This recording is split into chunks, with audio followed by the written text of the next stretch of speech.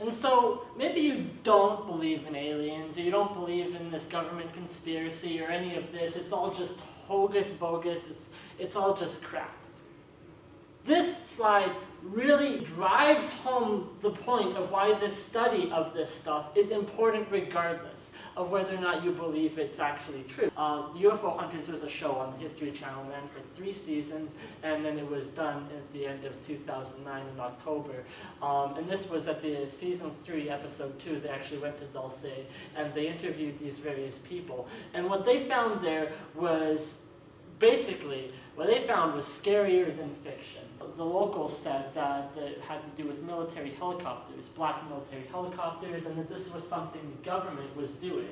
But there doesn't seem to be any reasonable reason why the government would do this. Why would anybody need to do this to animals and stuff like that? But they talked to various different scientists and biologists, and they found that the eerie thing is, bovine DNA is actually way more similar to human DNA than one might expect. And because of that, because there's explicit rules forbidding genetic experiments on humans and things you can and cannot do with human DNA, the government has decided to use this bovine DNA as a substitute for these experiments. And whether or not it's true, it's pretty scary stuff actually, because the claim goes that the government is actually trying to create some kind of super soldier, or something they can weaponize by creating a mix and a blend of all this DNA and these genetic experiments, and trying to create like the perfect animal-human hybrid. And they're using genetic material that is stolen from these cows in order to conduct their operations. They might say, well, that's absolutely crazy. There's no way that the government would actually do anything like that. There's no way that they could do anything like that, genetic experiments and combining these genetic material together. You need to backtrack and take a look at other things that the government has done, because this is a bit of a historical perspective. The government has actually done illicit, illegal, scientific experiments in the past. And what happened with MKUltra was they were trying to create some kind of mind control. They were trying to figure out how they could control people's minds. And they could use it not only on the enemy troops, but they also could use it on their own troops and physically force the person to push well beyond their boundaries of what they're comfortable to do, the amount of training and exercise and work that they would do, well beyond what a normal person would be able to push themselves. They wanted to find some way to break the human potential by actually forcing these soldiers to go well beyond what they were comfortable. But if you're thinking about genetic experiments in general, there's another thing that goes on. You've got 2 pictures here. They've got the 2-headed goat and then this mouse that they grew a human ear on the back of it. And this is stuff that's actually been done. So it's actually possible to do these grafting of DNAs and mixing things together. And many people, at least most of society, that hasn't asked for this stuff. Like, nobody's asked for any of this to happen. There doesn't seem to be any immediate potential benefit to it, other than if we can weaponize it for whatever reason, then we can have some kind of new super weapon. When this aired, there was a political war going on in the studios of the History Channel. This was the end of the UFO Hunters. I mentioned that they ran for 3 seasons, and then the show was done in 2009.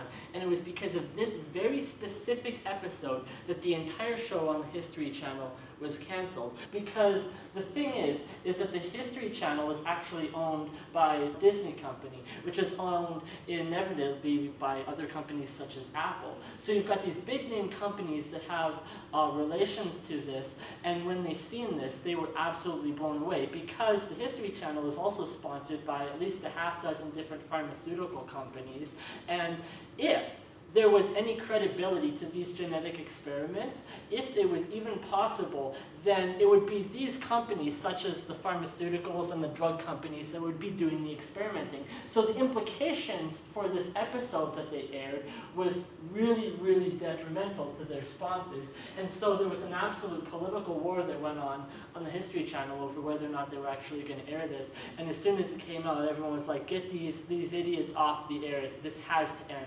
It was done, it was canceled, and things were distributed out into different other media distributions and kind of watered down. And the show Ancient Aliens actually kind of arose out of this. You'll know that notice that in the previous slide there, Bill Burns, he appears quite frequently in the Ancient Alien shows, and that was because this show, the UFO Hunters, that was a bit more scientific than Ancient Aliens. It was a bit more credible, and they actually went out into the field and interviewed people. It was because that show was shut down.